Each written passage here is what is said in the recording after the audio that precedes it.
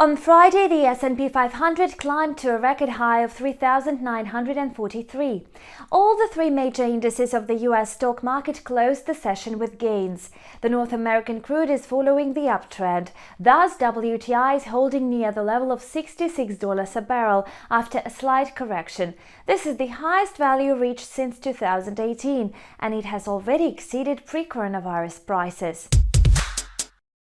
Meanwhile, Brent is trading near $69 a barrel, and it's likely to stay in the range between 65 and 70 US dollars.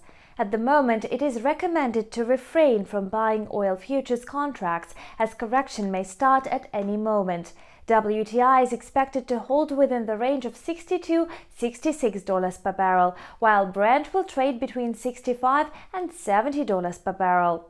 The US dollar has broken through the support level of 73.20 against the ruble. High oil prices support the Russian currency, and this trend may continue in the near future. However, the growth potential is limited to the range between 72.50 and 73.50 rubles per dollar. The euro-dollar pair has also broken through the support at the level of 87.50 rubles per euro. Still, the prospects for growth are limited. The pair is expected to trade within the range of 85 and 88. And there are several reasons for strong market optimism. First of all, the spread of the coronavirus pandemic has slowed down. Thus, the number of new infection cases in the United States has decreased by almost 4 to 5 times compared to the peak levels in January and February. Secondly, global central banks continue the course of ultra-loose monetary policy and keep injecting new liquidity into the market.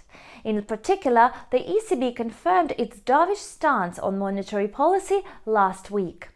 And finally, a huge stimulus package of $1.9 trillion has been approved in the US. On the other hand, there is still the risk of the third coronavirus wave in Europe. Infection rate in Italy and France is still holding above 25,000 new cases per day, while the pace of vaccination is very slow.